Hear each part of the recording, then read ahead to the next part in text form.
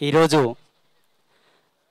ఎంతో పరమ పవిత్రమైన దినముగా చాలా గొప్ప దినముగా మేము భావిస్తున్నాము. ఈ దినమును ఇంత శోభాయమానంగా అలంకరించినటువంటి మన ఛత్రపతి శివాజీ మహారాజ్ కమిటీ సభ్యులకు అందరికీ ఒకసారి గట్టిగా చప్పట్లు కొట్టాలి.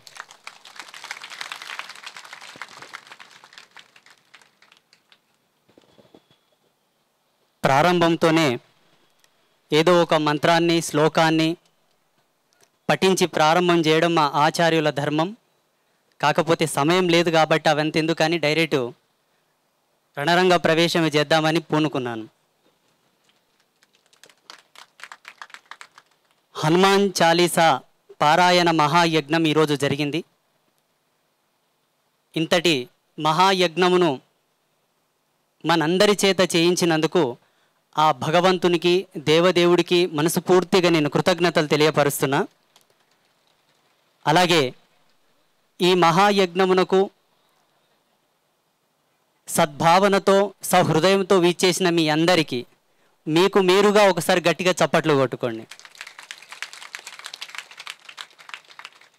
హనుమాన్ చాలీసా పారాయణం అనేది వాస్తవంగా సనాతన ధర్మంలో ఉండేటటువంటి అనేక దర్శనాలలో గొప్ప దర్శనంగా మేము సాధువులమందరం చూస్తాం. హనుమాన్ చాలీసా మీద చాలామంది కొన్ని అపోహలు ఉన్నాయి. హనుమాన్ చాలీసా మేము చదవవచ్చా?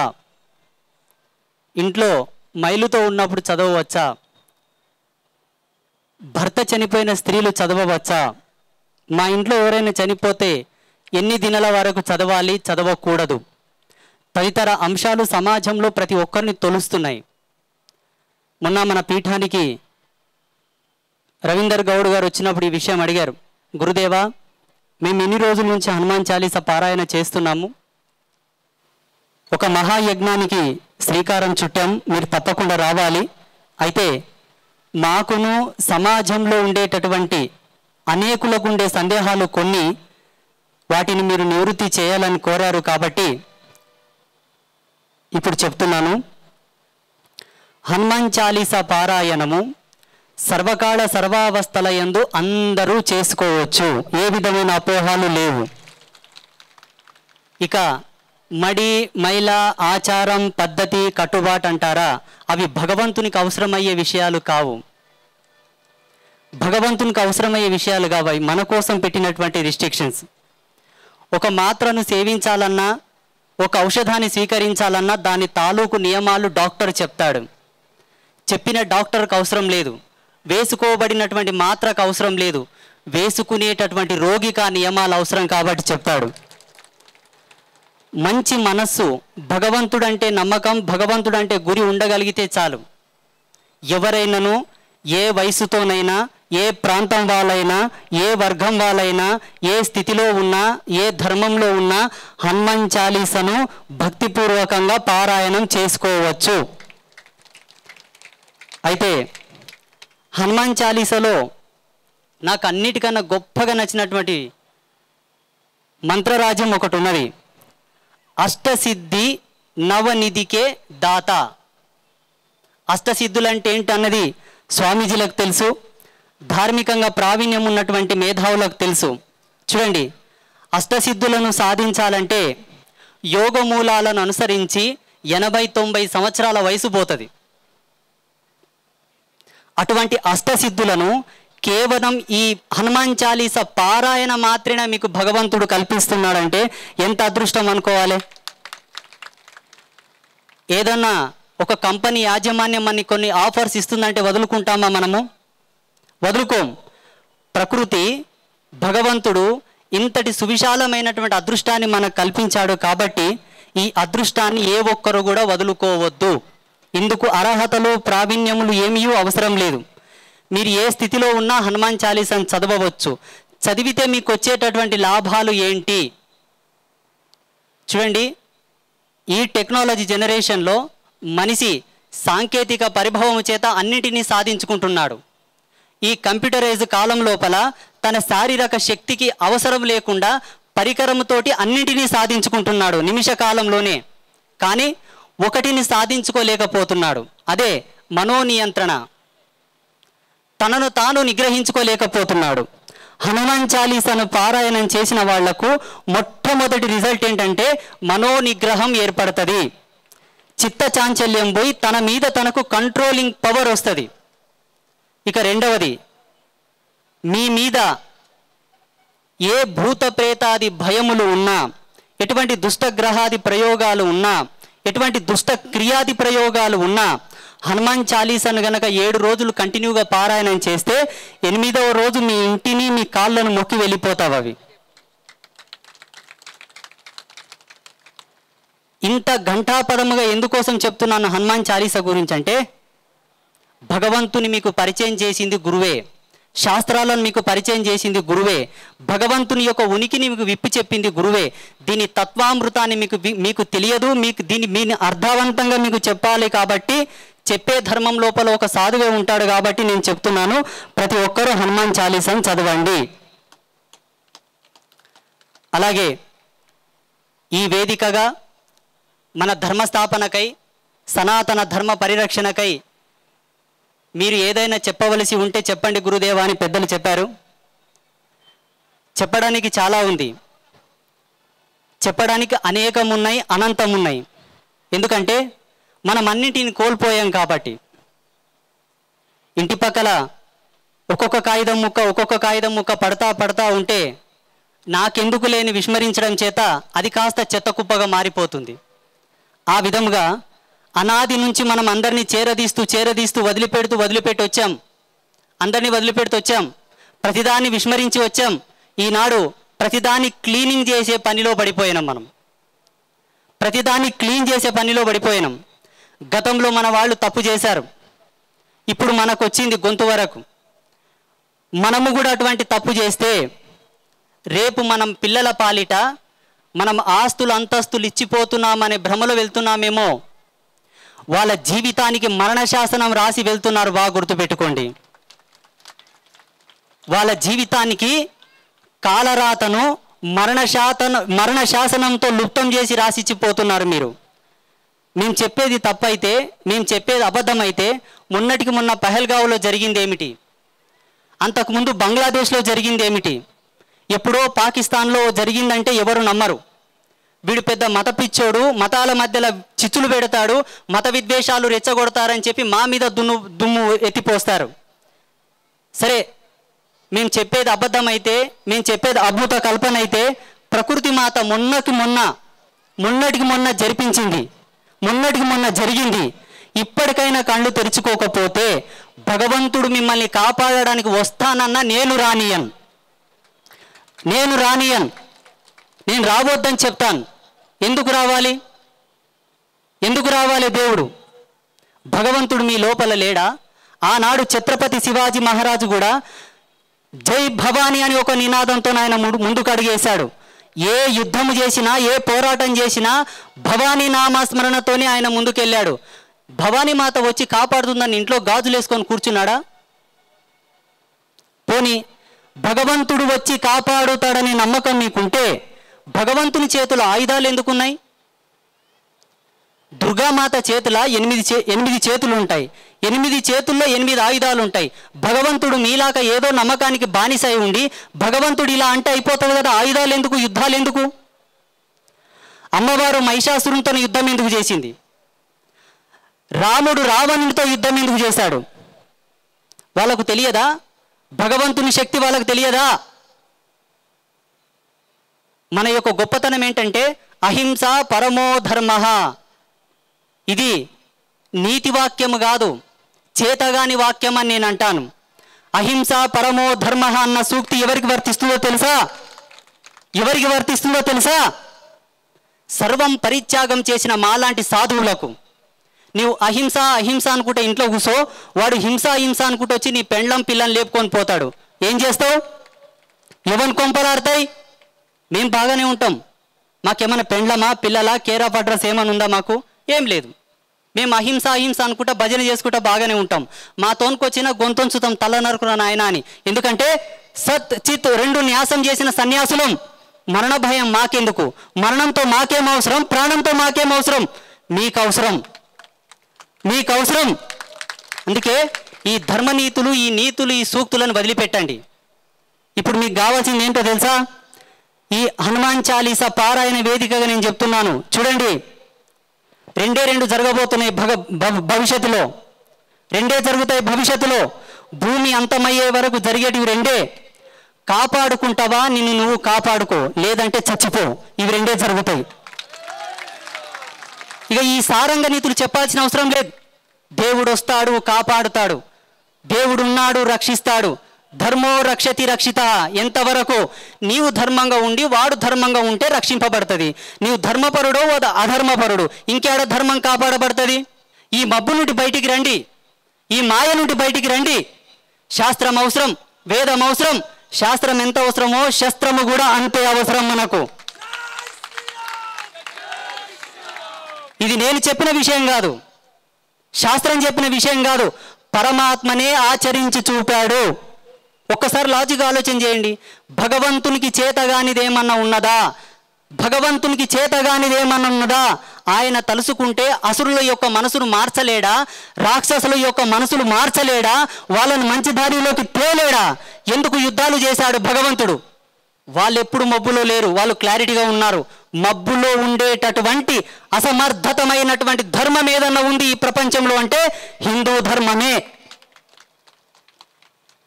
నేను ఒక సన్యాసిని, ఒక తాపసిని, నాకే ఇంత ఆక్రోశం ఉందంటే మీకెంత ఉండాలి?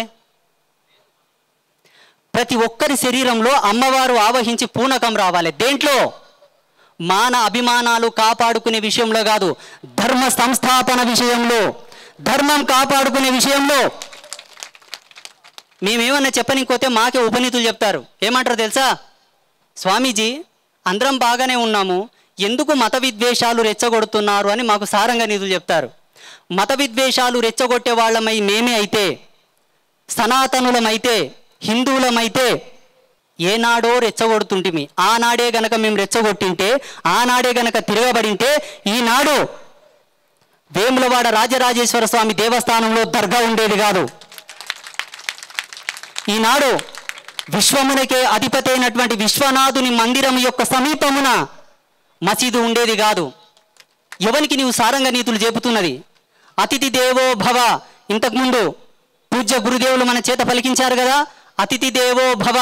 వచ్చిన వాడిని అతిథి అని గౌరవించి పక్కన పెట్టుకున్న తప్పుకు ఈనాడు మా విశ్వాసమునకే కేంద్రీకృతమైనటువంటి భగవంతుని సన్నిధిలో మా పక్కల వానికి ఆశ్రయం ఇచ్చినందుకు ఈనాడు మా దేవదేవుని పక్కనే వాని ఆస్థానాన్ని నెలకొల్పాడు. కారణం మా మంచితనం, మా మంచితనం. ఈనాడు మీరా మాకు సారంగ నీతులు నేర్పుతున్నది. చూడండి, హిందూ అనేవానికి ఇంకొక మకుటం లేని ఆభరణం ఏంటో తెలుసా? హిందూ అనేవాడు వీరుడు, ధీరుడు, శౌర్య ప్రతాపశాలి. ఎప్పుడో తెలుసా? ధర్మం కోసం పోరాడిన నాడు, ప్రశ్నించిన నాడు. కానీ మనం ఏం చేస్తున్నాం? ఇప్పుడు మనం ఏం చేస్తున్నాం? చాలామంది పూజ్య గురుదేవులు నన్ను అన్నారు, ఏమయ్యా స్టేజ్ల మీదకి ఎక్కి ఒక సింహంలాగా గర్జిస్తావు, అసలు నువ్వు సాధువువా, రాజయోగివా, గృహస్థుడవా, నువ్వేంటో మాకు అర్థం కాలేదని చాలామంది పెద్ద గురువులు నన్ను అన్నారు. ఎందుకు మాట్లాడాల్సి వస్తుంది, ఎందుకు ఇంత కంఠం చించుకపోయేదాకా అరవాల్సి వస్తుందంటే, మీరందరూ చేతగాని చౌటల్లాగా తయారైపోయింది. మేమన్నా బాధపడకండి, బాధపడకండి. నేనంటే మీరు బాధపడాల్సి వస్తే, నేనంటే మీరు బాధపడాల్సి వస్తే రేపు ఇదే భాగ్యనగరం నడిబొడ్డున 5 నిమిషాలు పోలీసులను పక్కకు పెడితే చూసుకుంటామన్నాడు ఒక మహావీరుడు. నీకు 5 నిమిషాలు చాలేమో, మాకు 1 నిమిషం చాలు, 1 నిమిషం. ఎందుకంటే ఒక్కసారి ఛత్రపతి శివాజీ మహారాజు యొక్క చరిత్ర చూడమ్మా, ఒక్కసారి రాణా ప్రతాప్ యొక్క చరిత్రను చూడు, రాణి రుద్రమదేవి యొక్క చరిత్రను చూడు, ఝాన్సీ లక్ష్మీబాయి చరిత్రను చూడు. ఎవరికి నువ్వు యుద్ధ నీతులు నేర్పుతున్నది, రాజనీతి నేర్పుతున్నది? ఖబర్దార్, నీ ధర్మాన్ని నువ్వు పాటించుకో, నీ సంస్కృతి నువ్వు గౌరవించుకో, నీ ఇంట్లో నువ్వు బ్రతుకో, నీ వరకు నువ్వు గొప్పోడివిగా.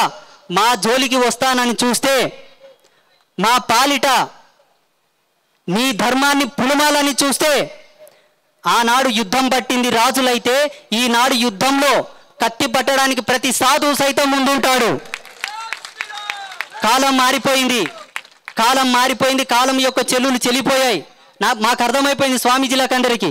పూజ్య స్వామీజీలు కూడా అయోధ్యకు వచ్చారు, నేను కూడా అయోధ్యకు వెళ్ళాను, శివస్వామీజీ కూడా వచ్చారు.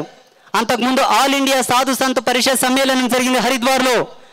భారతదేశ నలుమూలల నుంచి సంఘం యొక్క ఆదేశానుసారంగా ప్రతి ఒక్కరం వెళ్ళాం. ప్రతి సాధువు మేము సంకల్పం తీసుకున్నాం, సనాతన ధర్మం గురించి శాస్త్ర మర్యాదలను అనుసరించి, శస్త్ర మర్యాదలను అనుసరించి మనమే పోరాడదామని మేము సంకల్పం తీసుకున్నాం. చూడండి, సమాజంలో ఎక్కడ ఏ అల్లరి జరిగినా, ధర్మపరమైనటువంటి ఏ విద్వేషము జరిగినా, ఏ ప్రకోపము జరిగినా మీ పక్షాన వాదించడానికి, మీ పక్షాన నిలబడి పోరాడడానికి పరాశ్రీ స్వామి ఎప్పుడు ముందుంటాడు, బాగా గుర్తుపెట్టుకోండి. అలాగే మన సనాతన ధర్మంలో ఉండేటటువంటి ఇంకొక అజ్ఞానపూరితమైనటువంటి విషయం ఏంటో తెలుసా? నేను చాలామందికి చెప్తున్నాను, ఎందుకో మన వాళ్ళకు రోసం రావట్లేదు. సరే, ఈ వేదిక మూలకం కూడా చెప్తున్నాను. మనకు 33 కోట్ల దేవతలు ఉన్నారు. లెక్కకే అందనటువంటి అనంతమైనటువంటి సాధు సంతు కుటుంబం ఉన్నది. ఎందులో యోగులు, ఋషులు, సిద్ధులు, తాపసులు అనేకులు మనకు ఉన్నారు, ఇప్పటికీ ఉన్నారు, గతంలో ఉన్నారు.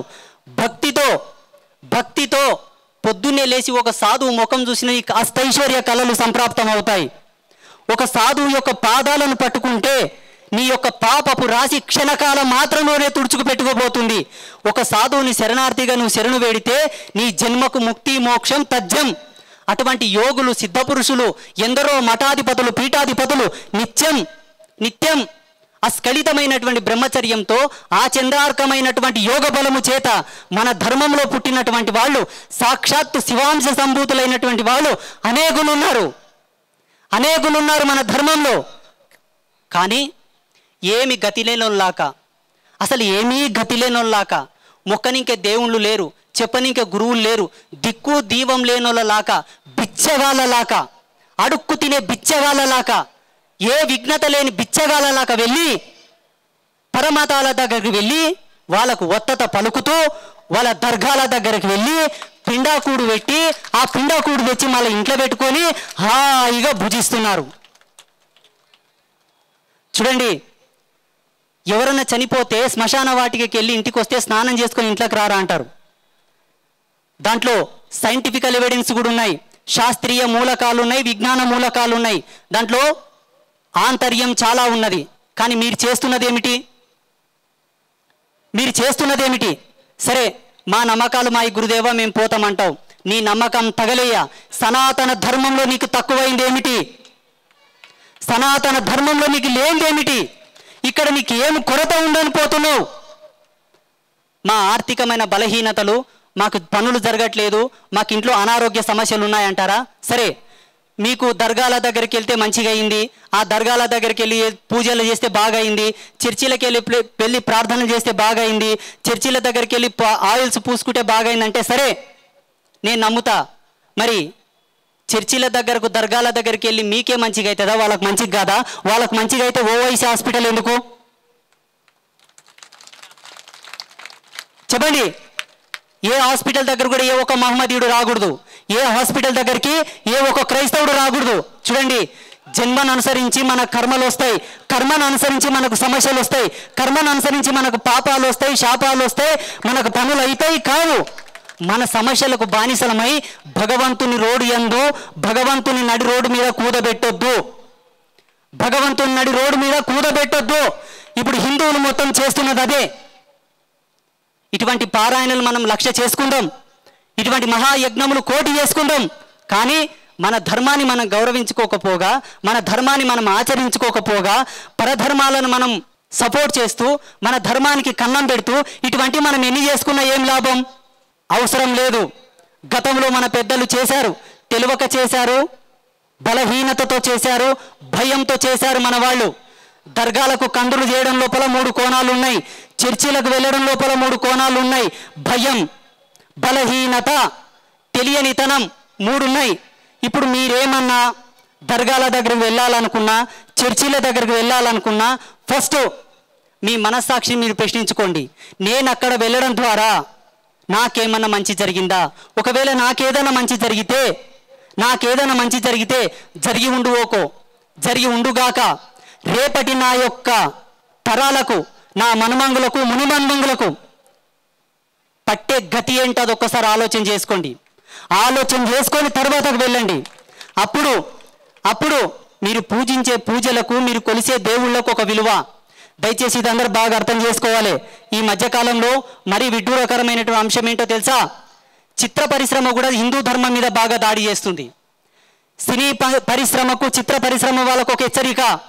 సనాతన ధర్మంలో ఉండేటటువంటి గురువులను, సనాతన ధర్మంలో ఉండేటటువంటి దేవీ దేవతలను అసభ్యకరంగా గనక మీరు చిత్రీకరణ చేసి సినిమాలు గనక తీస్తే మొత్తం చిత్ర పరిశ్రమకు మొత్తం మాకు తెలిసిన సమాధానాలు మేము చెప్తాం. బాగా గుర్తుపెట్టుకోండి. మొన్నటికి మొన్న ఒక సినిమా వచ్చింది. ఎంత వ్యంగ్యంగా, ఎంత వెటకారంగా తీశారో తెలుసా సినిమాని? దీనికి కారణం ఏంటి? తులసివనంలో గాంజాయి మొక్కను మొలవనిస్తే రేపు తులసి మొక్క కనబడకుండానే పోతుంది. ఇవన్నీ జరగడానికి కారణం ఏంటో తెలుసా? మనమే. ఎప్పుడైతే వాడెవడో మనం గుర్తించక, వాని మనస్తత్వం ఏంటో మనకు తెలియక మనం ప్రోత్సహించామో, ఈనాడు వాడొచ్చి మనకు గోరీ కట్టడానికి నిలుచున్నాడు. కాబట్టి భవిష్యత్తులో ఈ తప్పు మనం చేయకూడదు. చేయకూడదంటే ఒక విషయం, ఈరోజు ఈ హనుమాన్ చాలీస వేదికగా మీరందరూ ప్రమాణం చేయాలి. సత్య సనాతన బంధువులైతే, ఆ జన్మాంత బ్రహ్మచారినైనటువంటి పరాశ్రీ స్వామి శిష్యులైతే, శ్రీమాన్ హనుమాన్ మహావీరు యొక్క భక్తులైతే ఈరోజు ఒక సంకల్పం చేయాలి. అందరు చెప్పండి, నేను బ్రతికున్నంత వరకు నా ధర్మంలో ఉన్న దేవీ దేవతలను, సాధువులను, గురువులను పూజిస్తాను, గౌరవిస్తాను, అనుసరిస్తాను. వేరే దేవీ దేవతలను నేను గౌరవిస్తా, పూజించను, ఆ ప్రదేశాలకు వెళ్ళను. మాకేమన్నా చేతబడులు జరిగినా, మా మీదేమన్నా ప్రయోగాలు జరిగినా మా గురువులతోనే పోయి తాయితలు కట్టిపించుకుంటాం. గట్టిగా చెప్పండి, మా గురువులతోనే పోయి తాయితలు కట్టిపించుకుంటాం, మా గురువులతోనే పోయి మంతరిప్పించుకుంటాం. మీరు దర్గాలతో పోయేది అందుకే కదండి, చిన్న చిన్న తాయితలు, బూడిది మంత్రాలు. అందుకే మేము చేస్తాం. మా తోడికి రారి. ఈ ప్రపంచానికి మంత్రతంత్రాలు నేర్పింది ఎవరు? అసలు మంత్రం అనే విజ్ఞానం ఇచ్చింది ఎవరు? తంత్రం అనే విజ్ఞానం ఇచ్చింది ఎవరు? యాంత్రిక విజ్ఞాన శక్తిని ధారపోసింది ఎవరు? మనమే. అన్నీ మనం ఇచ్చాం. మీరు చేస్తున్నదేంటి? త్రాచుపాము నోట్లో పోయి పాలు పోసేస్తున్నారు. పాలు పోస్తారు బాగుండి, రేపు అది కాటేస్తుందో లేదో చూసుకోండి, జాగ్రత్త. అందరూ ఒకసారి ముక్త కంఠంతో చెప్పాలి, భారత్ మాతాకి జై. చెప్పడంతో సరిపోదు. జై అనే పదానికి అర్థం ఏంటో తెలుసా?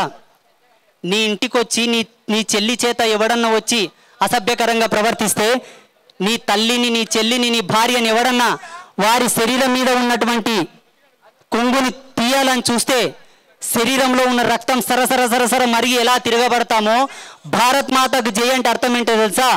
మొన్న ఒక విధవ అన్నాడు, భరతమాత ఎదమీనున్నటువంటి చీరను విప్పి మా జెండను పులుముతామన్నాడు ఒక ముష్కరుడు.